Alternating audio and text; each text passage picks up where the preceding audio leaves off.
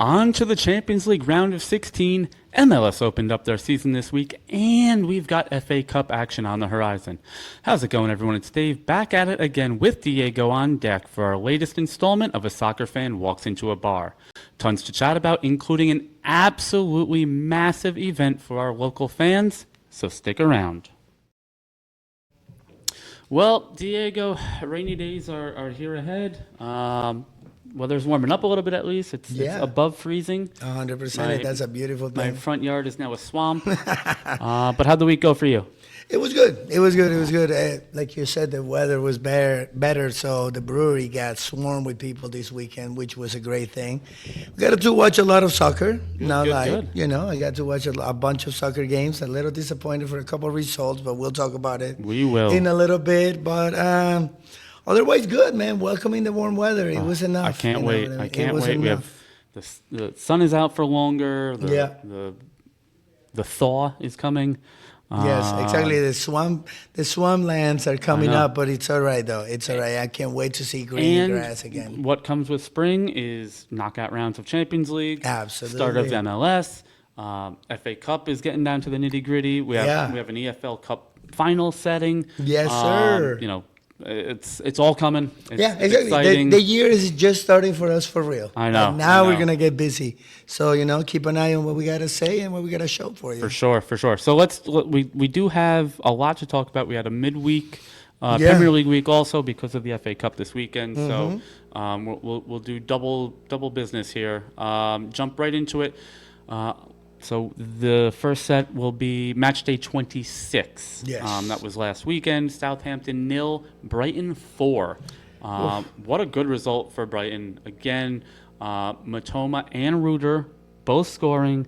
It's as they go, Brighton goes. And don't look now, but Brighton is coming back. Yeah, they're climbing up a little bit. It's steady. Yeah, they're doing very well. So goals from João Pedro, Ruter, Mitoma, and a late goal from Jack Hinchwood. And again, we don't expect much from Southampton this year. Held to only one shot on target, 6 total. No, but still, Brighton looked good. That's the idea. That's what we needed to see. A Brighton with initiative. With their strikers, hitting on all cylinders. I mean, Mitoma's goal was incredible. Yes. You know what I mean? And that only gets with confidence. You only get those types of goals with trusting your teammates. The pass was great. He knew where he was going. He wanted to fight for that ball. So those are the little intangibles that you get to see with a team that is gaining confidence. Yeah, I mean, I talked with a few of our Brighton supporters, Mike included, but we had actually some others come up from New York City and Jersey. Absolutely. And obviously we are a little bit more dialed in on Bournemouth. Absolutely. So I don't know the Justin Kluivert of the world, how the rest of the league and the rest of the U.S. looks at them in terms of that audience. Yes. But for my money, outside of any Bournemouth players, Matoma is probably the most underrated player in the league. Oh, 100%. He does everything right. He's a good guy in the dressing room, and he scores. I'm partial for Japan, but in the past couple of years, they're producing some really, really high quality players. And the best thing with them is their discipline and their willingness to work within the team. I mean, they might be superstars. They might have the quality of a superstar, but they don't behave right. They take pride in what they do. Very disciplined players, adjustable. So that is a great addition for Brighton, and it's showing up. It's showing up in the results. They're turning that corner faster than I can ever imagine. I mean, they have some great results. I know one of them was back-to-back against, what was the team? Chelsea. They beat Chelsea twice, you know what I mean? Now they got a great moral victory with Southampton, and from what we've been talking about later, they're getting the results. They're getting the job done. In fact, let's jump around a little bit. We're going to throw out our cherries on top specific segment, and we will see what we can, because these double matched weeks are difficult to cover. Kind of a killer for me. I like to try to do things chronologically, but I also obviously want to pay homage to our Bournemouth friends. So This week only, we'll jump right into Bournemouth. They hosted Wolves. We talked about this at length. Yes. Last week. This was a game that Wolves absolutely 100% needed to stay out of the relegation zone. Absolutely. They have a very tough schedule coming up, including another match with Bournemouth this weekend in the FA Cup. It was all hands on deck for Wolves. Oh, yeah, they put it all in the burner. And it didn't help that red card. That early Right. red card So destroyed the whole. The final was 1-0 in favor to situation. Wolves. A Zabarny red card, which will served as the first minutes he's missed this year, and I believe including last year too. He was ever present for Bournemouth. So a 31st minute red card. It was one of those kind of what we colloquially will call an orange card. It could have been yellow, could have been red.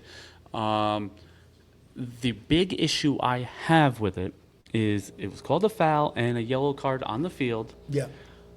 And the terminology that PIGMOL, that's the Premier League Referees Association, uses for going to VAR is clear and obvious error.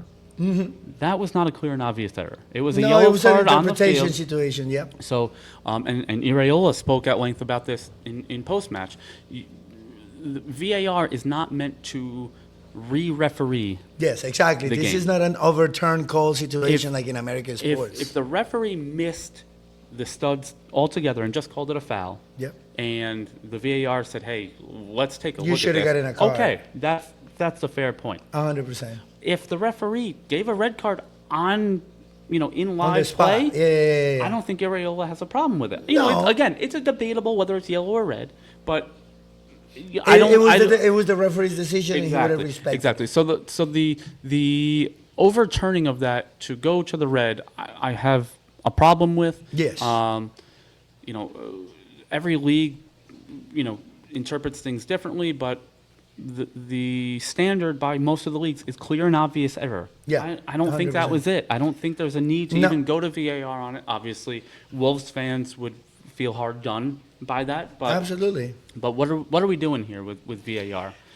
It's meant to. Yeah. It's right in the words there. Assist, not re-referee matches. 100%. So because this was literally an escalation of a call. It was just like if we were in the NBA and somebody called a review and they were like, "All right, no, it's not a foul. It's a flagrant foul." Yeah. That's not the idea. Like you are saying here, it's just assisting. The call was made. It was a right call. And it was an interpretation absolutely. I'm not saying situation. it wasn't a foul. I'm not saying it wasn't a hard foul and a borderline red card. Yeah. That's absolutely not but what I'm saying. the referee made its own decision. Yeah. And that is what it needs to be respected by the VAR. This wasn't a thing that it was the bigger team against the smaller team. No. This was just an intrusion by the referees on the video. And that cannot happen. We're not American sports. This is not a sport that can overturn calls like this, you know what I mean? Or escalate calls like that. They just need to stop and rethink the situation and stop getting involved farther than they need to be involved. I agree. You know what I mean? The call was made, and if they don't expel that player, we play a better game. It's a totally different game. I mean, it was the anchor of the defense. Right. Like, that was one thing.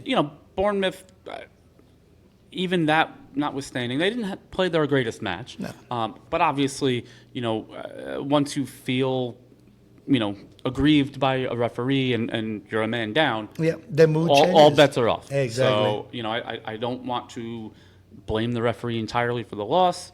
I don't want to blame Bournemouth entirely for the loss. Wanderers did what they have to do too. Somewhere in between. Yeah, no, the Wolves did what they needed to do. Like, again, we talked about it a lot in the past couple of weeks coming up to this match. It was a thing that the Wolves needed to get that victory. No matter what, one way or another, they play hard.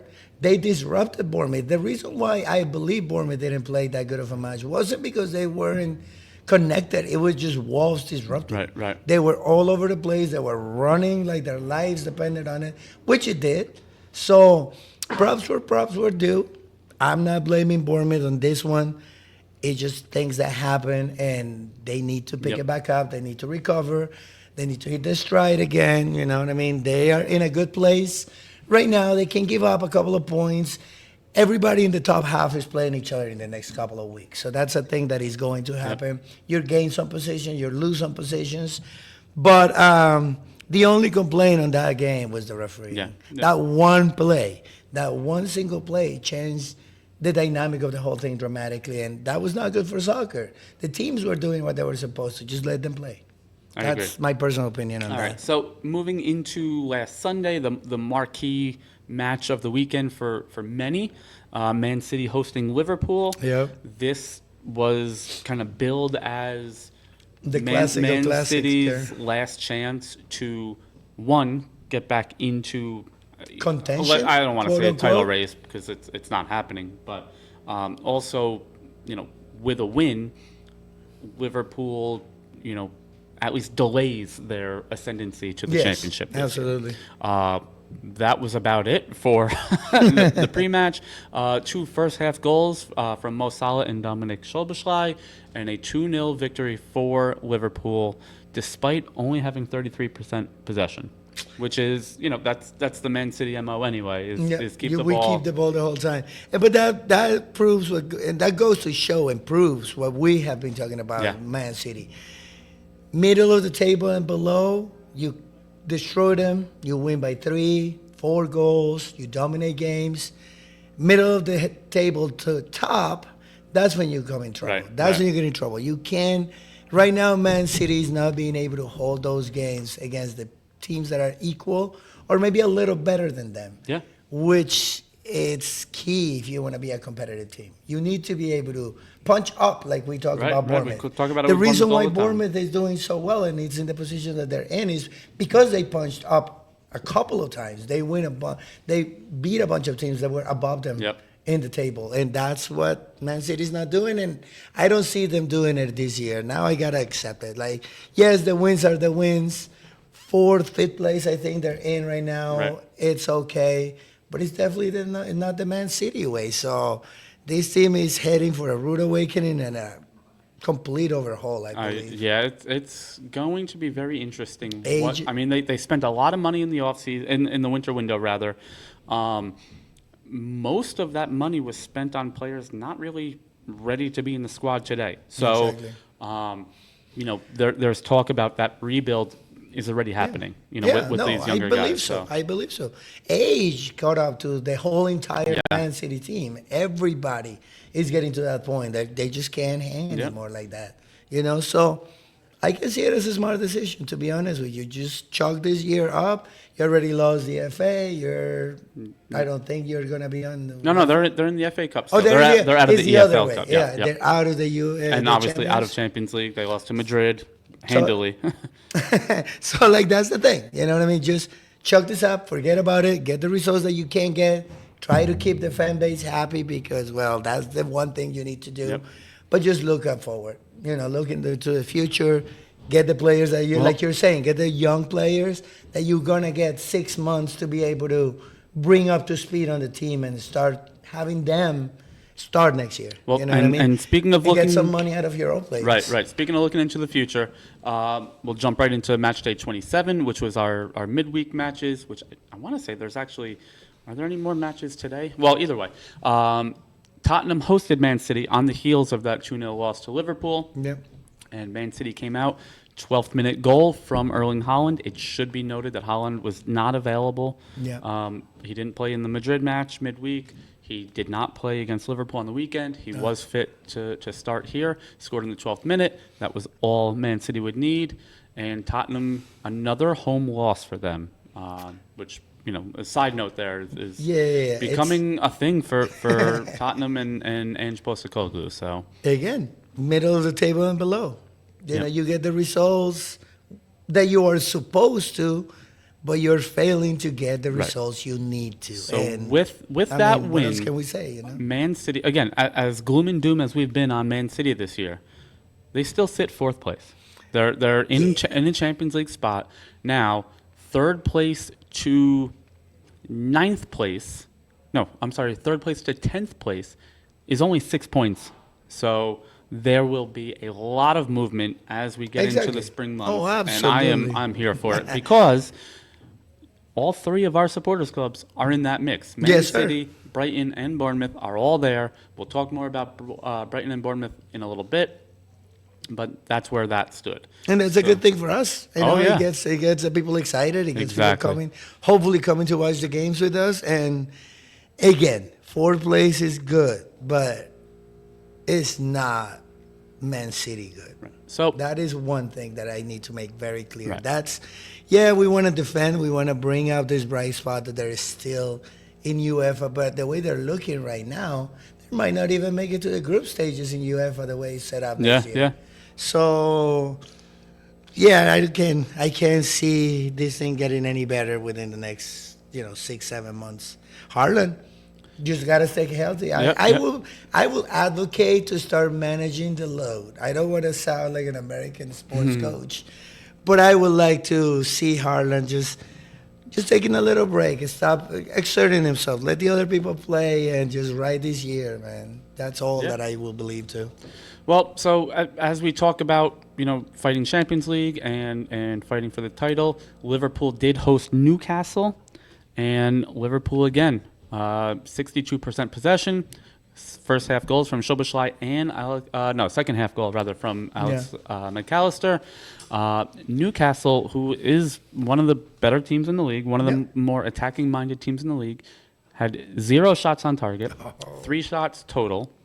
And Liverpool now, with that 2-0 win, they do have a game in hand on most of these teams. They've played 28, where most of the league has only played 27. They lead by 13 points now. That's it. So 10 matches left for Liverpool, 13-point lead. I just, actually on my way in here, I was listening to the radio, and I heard them talking about Opta has Liverpool, I believe, at a 98% chance to win the league this year. I mean, they're playing too good. I can't see it happening elsewhere. Their biggest competitor is Arsenal, who has not scored a goal in forever. A little bit, yeah. They had that bad injury to Kai Havertz. They're just tying. They have a bunch of ties, and you know what it is? The greatest beneficiary of this whole 6 points between third and 10th is Liverpool. Yeah. Because they keep winning and everybody else is knocking each other down. So that, even if it is by 1 point, every single weekend, that leads gets farther and farther. So Arsenal's last 4 matches, scoreless draw at Forest, a home loss 1-0 to West Ham. They did beat Leicester 2-0 on February 15th, and then before that was the second leg of the EFL Cup semifinal, a 2-0 loss to Newcastle. So 2 goals in their last 4 games, including being shut out 3 times. They have no Kai Havertz anymore. They have no traditional number 9. And that's one thing they depend on. And that's they look to be just treading water now. So, and they are 6 points ahead of Nottingham Forest. So, if you take Arsenal out of the equation and go Liverpool to the next team, that is a 19-point lead for Liverpool. Christ. So, tough sledding for the rest of the league. Even with an average rest of the season from Liverpool, I can't see them dropping this many points and every other team being perfect. So that is the thing. It's not a matter of them dropping points. It's like I just said before, the fact that they're just fighting for the positioning below Liverpool. All this fighting, all these matches, and it's not like any team is dominating. You see, Brighton beats, the 5th team. Yep. Then there's the 7th beats the 4th. Yeah, they all seem to be beating each other. Everybody, exactly, which is why it's making, like I said, 3rd place to 10th place is only a 6-point gap. Yep. And that's what it is. And everybody's got something to play for, so nobody's giving up any kind of space or any kind of effort on any of the games. And that is only benefiting Liverpool. And I can see, again, we don't like to have a runaway champion, but this is what's happening. But it is exciting to see all the other teams playing for those UEFA positions. I agree. You know what I mean? That's the one thing that we got to rescue about, the past couple of matches. Yep. So moving into the second week, the midweek marquee match for us, 2 of our supporters groups going at it. Brighton hosting Bournemouth, a early penalty, which I personally think was a little bit dubious. There was certainly contact, between João Pedro You and gotta sell it. Kepa, the goalkeeper. You gotta sell it, And man. yep, penalty was called. João Pedro converted in the 12th minute. They went into half 1-0 up. An absolute worldie from Justin Kluivert in the second half. Yes, that was so crazy. Canceled out by the ageless wonder, Danny Welbeck, who came on as a sub. You know, I'd like to hear from him. I'm not gonna lie. As much as it hurt to see that, I'm glad that he's back and playing, though. 34-year-old Danny Welbeck, who made his first appearance for Man United in 2008, 17 years ago. 17, sir. Yep. Again, as we get closer to our Brighton fans, it's It's a there's a lot of bittersweet. there's a lot of endearment around Danny Welbeck from the Brighton fans. So yes, it sucks that it happened to have, taken the points away from Bournemouth, but for their sake, good for them. Yeah. That puts Brighton at 8th place in the table. Yeah. Oddly enough, even on points with 7th place Bournemouth. That's a lot of Lot of THs and S's and C's. The thing separating Brighton and Bournemouth right now is goal differential. Bournemouth actually are plus 13 compared to Brighton's 5. So, if they're even on points, a long way for Brighton to go. And actually, as I'm looking at it, outside of City and Chelsea, all these teams that are kind of in a logjam in the top half of the table, Man City and Chelsea are both on plus 16, and Bournemouth are on plus 13, and then you have Forest plus 11. So, if and when it comes down to a goal differential battle, I like Bournemouth's odd there. Yes, So. absolutely, and that's gonna be a very exciting end of the season for them. Hopefully, this is just a rough patch. You know what I mean? Like I said, there is no blame on that. 1-0 loss against the Wolves, but this one was a little different though. But this one I believe that it was more Brighton hitting that stride now. They're playing so cohesively. Like I like the way they're playing. And they did regain their confidence. That's one thing that I saw in that match. They were playing so connected with each other. Yep. They were ready to help. They were attacking properly. Bournemouth does give the ball, so that is a thing that it just happens. But yeah, no, I don't see Bournemouth just continuing this trend of losses. No. I can see them just kind of like getting their stuff together. Maybe a little bit of the new players coming back in. And I was going to That would say, be if another there thing. is a silver lining, you had Tavernier playing. You had, I didn't even realize he was going to be in the 18. You had Evan Nielsen back onto the field. And you know what? I think he made it onto the field as well.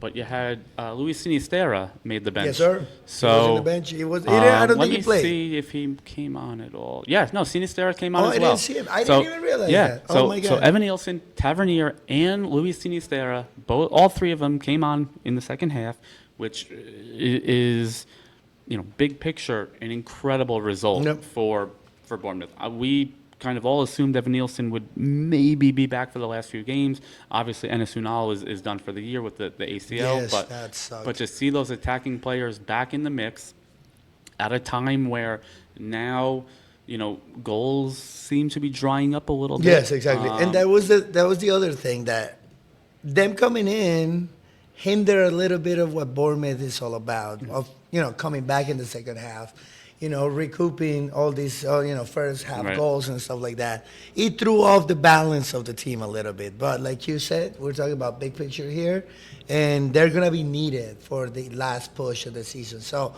giving up a score right now just to see them play, just to see how they're looking, just to get them back into the form of things and getting back to connect with their players and relearn the team, basically, because right now, when they were out, it looked like a different Bournemouth thing. Right. It looked completely different. The scheme, the people who was attacking, the plays that they were using, you know what I mean? Now, Evan Nielsen. Evan Nielsen, yeah. Evan Nielsen back in is going to mean that they're going to approach attacking completely different. So, it's a thing that just happened. 2 games, 2 losses, but they're gonna come back up. I have agree. total faith on that. And just a quick little side note, we talked about it briefly last week, and this will wrap up our week abroad. Everton, 2 more draws, so they are now 7 unbeaten in the league.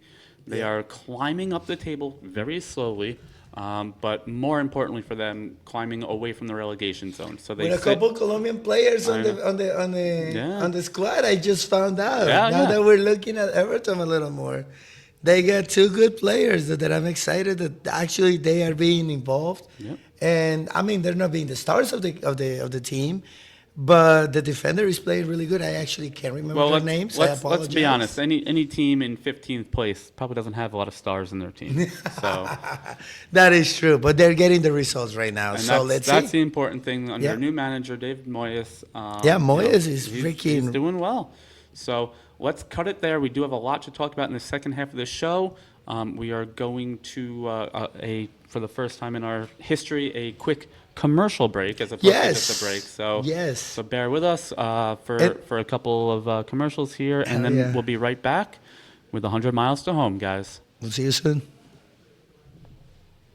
This is Paul from Newberg Brewing, and if you're a soccer fan, you're not going to want to miss this. On Sunday, March 9th, the Premier League, yes, the actual Premier League, are sending a film crew to the tap room. The Premier League wants to film and interview all of you as we watch Bournemouth take on Tottenham at 10 a.m. Bournemouth's official mascot, Cherry Bear, is flying in from the UK to celebrate and give out Bournemouth swag. That's Sunday, March 9th. Tap room opens at 9 a.m. and game is at 10. First 100 people get a Newberg Loves Bournemouth commemorative t-shirt. Let's show everyone in the UK how much Newberg loves soccer and pack the tap room on Sunday, March 9th. All right, welcome back to A Soccer Fan Walks Into a Bar. We got Diego here. I'm Dave. 100 miles to home, our opening weekend of MLS action. Yes. And it started, actually, the game was adjusted time-wise. We talked about it last week. Yeah. The CONCACAF Champions Cup match for Miami at Kansas City got postponed due to winter storms, so they played a day later, and to try to accommodate as best as possible the Miami players, the game was moved from 2:30 p.m. to 7:30 p.m. And there was a lot of action in this one. A 2-2 draw overall. 5th-minute goal from Aviles for Miami, and then that's where it started to go a little bit sideways. Aviles was then sent off. The ensuing free kick resulted in a Micha Ilenic goal for NYCFC.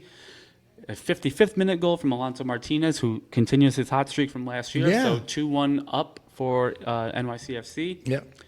It was announced 11 minutes of stoppage time.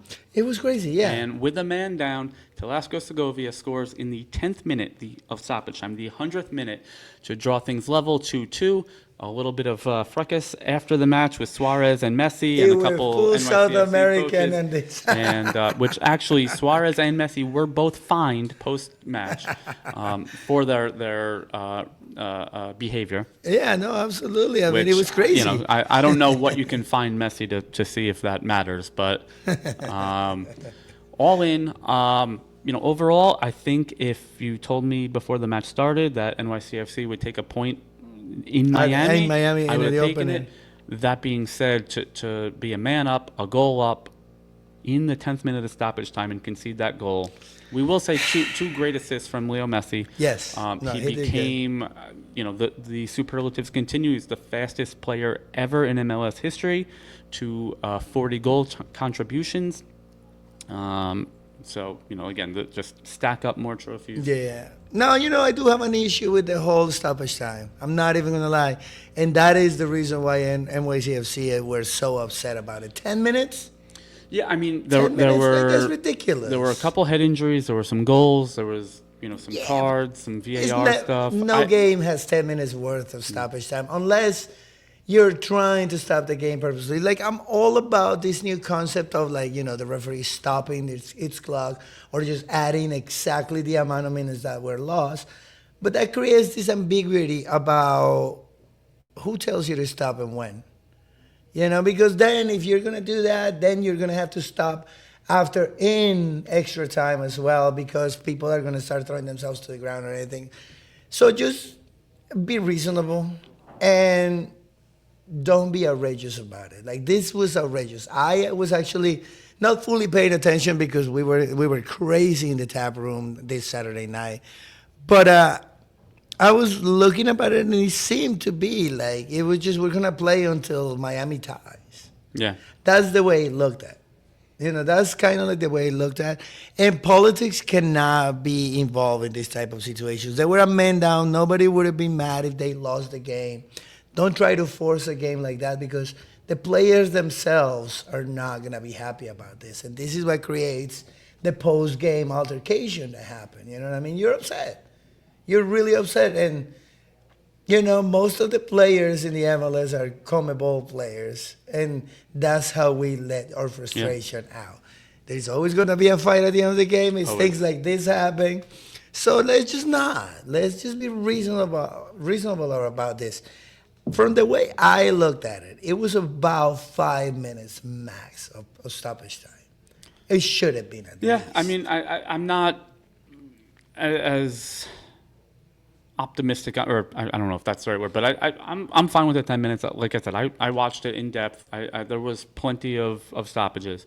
To me, it's more of just the letdown of, I know Messi is, arguably the greatest player of all time. You're a man up and a goal up. You have to stop it. You have to stop that goal from happening. Yeah, no, it is 100% true. It was disappointing. And I do have the stat now. So that his first assist was the record breaker. So he, in 26 matches now in the MLS, has 21 goals and 20 assists. Damn. It's, again, the MLS is not La Liga. The No. MLS is not Ligue 1, where he was more recently.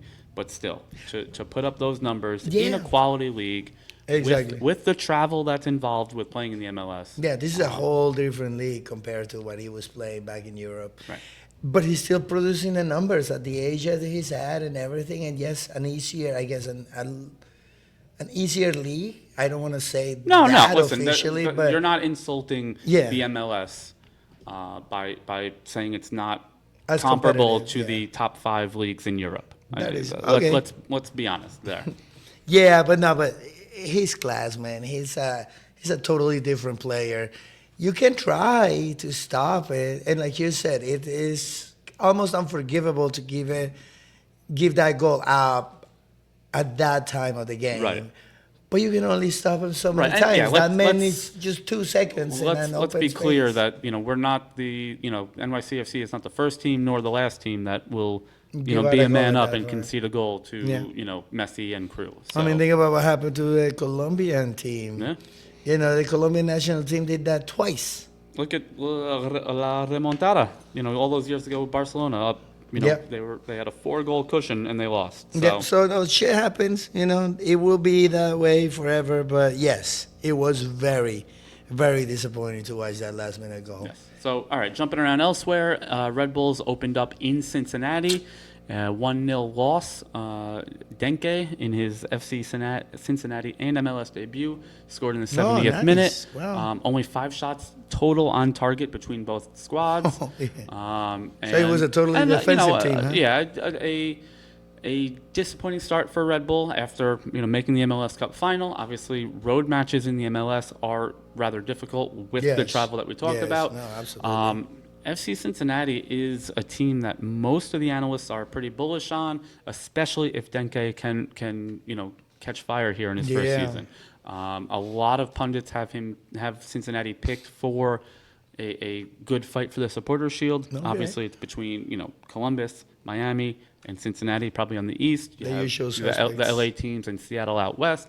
But a good result for Cincinnati to kick off their season. And, we're still early here for Red Bull. Yeah. And we'll see what they can muster up in the coming months. Yeah, I don't even know what kinds of moves do they do through the offseason. They brought in a few players. They lost Dante Van Zier. They brought in Choupo-Moting from PSG. Okay. So, they've got some things. It's going to take some time for Schwartz, to figure that out and how they all move together. Yeah. So I mean, I see the same game plan. Yeah. They kind of did the same thing they Right. were doing last year. Yeah. So It's that's not going to change. Nothing new on that front. All right. So moving on to what's on tap. A chock full weekend here. We got some FA Cup action. We have a La Liga match to go. Yeah. So Saturday we kick things off 10 a.m. FA Cup, Bournemouth hosting Wolves in a rematch of last weekend's match, which Wolves took 1-0. This could be a good shot for with this draw and with a lot of the upsets that have happened elsewhere in the cup. This could be a good run for Bournemouth if they can get through this one. Yeah. Following that, 12:45 p.m., Man City hosting the Cinderella so far of the cup, Plymouth Argyle, off of their victory at Liverpool. Yeah, the one that was heard around the world that one. I mean, I'm not gonna say I don't see it happening twice in a row, like you said. It will strike midnight at some point. Right. But listen, they did it once. They could do it twice. Arguably the best team in the world. Yeah, right exactly. Now. That's what it is. It was just the level of the team they beat. And like you said, you talked about load management for the guys like Erling Haaland, and they need to fight to get those Champions League spots. So do they take the FA Cup as a kind of a rest? Do they bring in a lot of their young squad? I think they might. So that sounds like a reasonable that being thing. Said, the quality that Man City has, the second squad should also still be able to beat Plymouth. But that's why you play in the cup. You gotta play the games exactly. You just saw what happened with Liverpool, and Liverpool wasn't really playing their B squad, so they got confidence on their side. Do they have those? Reality comes down and fix things the way they should be, or the way we think it should be. We'll play that game and see, but I don't know. I think Manchester City, this is the only thing that they can aspire to this year. So I don't see them letting that go just for publicity's sake. They can't just get kicked out, especially if they lose to this team. Yeah. The cows will fucking tip over everywhere in the world if that happens. So I don't know. I don't know. I think they're going to pay more attention than we think to this game. They're going to try to win it, really, really win it, or not dominate in victory. So I wouldn't be surprised that against my own beliefs, Harlem plays and everybody plays, and they just try to we'll see. look good at We'll see on Saturday. Rolling into Sunday, 8:45 a.m., Newcastle United, who is already en route to an EFL Cup final, will host our Seagulls on Hudson and Brighton and Hove Albion. Should be a good match for both sides. Brighton is starting to catch fire again now. They are playing well. They're putting out a good product. So it should be an interesting one. I think Brighton has what it takes to take it to Newcastle. They should. I mean, like you said, Newcastle was playing very good attacking team. They've been up and down a little bit the last few rounds of the Premier League. Yes. Obviously, like we just said, they made it to an EFL Cup final after beating Arsenal in a home. So, no, you know what? If that result happens, Brighton wins, we win, Bournemouth wins. I'm sorry, I don't want to be partisan here. But if Bournemouth win and they win, that will help both of the teams to climb up on those positions in the league. So I am all about Brighton right now. Hopefully they're gonna continue this form that they're playing with, and hopefully Mitoma's gonna score another goal. Yeah, that's what I'm all about. I'm here for that. Definitely. All right. So after the FA Cup action closes out, we have a 10:15 kickoff on Sunday. League leaders Barcelona take on Real Sociedad. The Spanish league has actually really shaped up to be quite competitive, at least in the top four. So you have Barcelona and Madrid both joint on 54 points. It's funny when we compare these to the Premier League, but Barcelona leads on goal differential. Real Madrid has a plus 31. Jesus. Barcelona at plus 42. And that's on 25 matches played. Yes. So they win by nearly 2 goals a game. Yep. Oh, no. These kids are dominating. This Barcelona team, as young as they are just playing. They're doing whatever they want on that field. And hot on their heels, Atletico Madrid 1 point back on 53, and The club that Andone Iraola used to play for, Athletic Club Bilbao, only 6 points back on 48 in that fourth spot. So Real Sociedad sitting comfortably in ninth, well out of the relegation zone, but not much action for them in turn. Although they're only 1 point out of the sixth spot for Conference League, so they have a lot to play for still too. Yeah, no, but Barcelona is playing by themselves Barcelona right now. is These Barcelona. kids, the saga continues. They're broke. They don't have any money to buy players. They're trying to struggle out of this season. But once again, credit where credit's due. They are doing an incredible job finding players from their formation teams and stuff like that. These kids, they got players for days. I don't know what else to say. They, in their minor leagues and their minor teams and their B teams and all these things that they do over in Spain to get their young players out is just being incredible. I cannot believe what they're doing. I mean, they're nothing but credit for the coach and the people that's playing. I don't even former know. Bayern Munich and German manager. He's doing incredible. He's doing very well with that. Yep. All right, so that will wrap up our What's on Tap segment with the week of watch parties this weekend. Yeah. One for the road. We kind of joint have one here. Yes. We have just made the announcement in the last couple of days.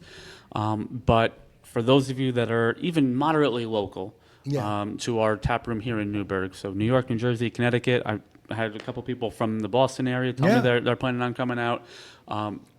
The Premier League will be sending a film crew to our lovely tap room here. Bournemouth Spurs, March 9th. If you were listening during the commercial break there, we had our fearless leader, Paul, here in the tap room on his local radio commercial. So Bournemouth, coming up. Spurs, March 9th. Premier League will be here. They'll be filming. They'll be doing interviews with fans. AFC Bournemouth will be here as well. Cherry Bear, their official mascot, will be flying in for the event. Oh, my God, that's incredible. We have Beano boards. So for those of you that are familiar with Beano, we will have 6 Beano boards on the tables ready to play. Yeah. We have stickers to give out. We have T-shirts for the first 100 fans. We have a live painting from local artist Rob Munier. Yeah. So for those of you that have come to some of the brewery events before, you probably know of Rob's work. Yep. We'll convince him to do a Bournemouth painting. No convincing needed. He is elbow deep. He's ready to go with an Up the Cherries theme painting. We have doors opening at 9, kitchen opening at 9:30. We have kickoff at 10. We have an official Up the Cherries toast, so everyone aged 21 or older will be getting a can of our cherry brown ale, and we'll do a maybe the largest ever American soccer toast for a Bournemouth match in history. Let's get the Guinness Book of World Records in on this as well. Let's do it. No, you know what? This is a thing that we need all your support with, because this is huge. Not just for us, but soccer in the area. You know what I mean? We want to try to become that venue that any soccer fan can come up to, and they can just ask us to play a game, or if they wonder, they want to start a supporters club, we want to be that venue. We want to be that epicenter that can bring soccer up around this area, and it can only be done with your help. You know what I mean? We are going to keep playing the matches. We're going to keep showing them. We're going to keep doing events like this. Locally, the TV media are actually recognizing this man's effort right here. Dave's effort. It's all thanks to you. But I was just going to interrupt there. Not even just locally. We've had now features on NBC Sports nationally. I've been obviously as the mouthpiece of all this. I've been fortunate to be on Premier League Fan Zone. I think 3 times now. Absolutely, on Peacock in the UK. We now have the Premier League film crew coming. So. We're doing something right for you guys. Yes, exactly. So it really is, while it may be a feather in our cap collectively, we couldn't do any of this without your support and you as an audience. 100%. That you guys keep on coming back. So if you're interested in watching games, or you want to see different teams, or you want to start a supporters club, feel free to reach out to us. Instagram, our Facebook, our YouTube, obviously Blue Sky, our Discord. We will be doing a big interaction with our new Chant app as well. Throw us an email Yes. at cdunewburgh@gmail.com, and let's keep on growing this. Let's make this for bigger things, and we can look back at the Premier League coming to be Yeah. a film crew as like one of the small things that we had way back Oh, when. exactly, Like, exactly. we want to keep on growing this for us, for the tap room, for the community, and for all the fans. So thank you again. We will see you hopefully this weekend in the Yes. tap room for Yes, those watch please. parties, and definitely we want to see you on March 9th, for our Premier League. Absolutely. show. Bournemouth or no Bournemouth, come and check us out, support us, help us grow. Do please, pass and share our website, yes. our podcast. You know what I mean? Try to get as many people involved with this as we can. Like David's saying, we're trying to do bigger and better things. If we get a Discord channel going, Yep. we can maybe start doing, soccer tournaments. We can start getting a team together for the fans, maybe nothing serious, but we can have a soccer night that some we can pickup- some organize. pickup amongst- play, yeah. Some pickup games, exactly. Those are the things that we want to get. We want you guys to be involved, and we want you guys to have fun with what we're doing, because it's not just us. Like Dave said, it's all about you guys on the other side of the screen, all right? All right, so thank you. Cheers, and we'll see you on the weekend. Later, guys.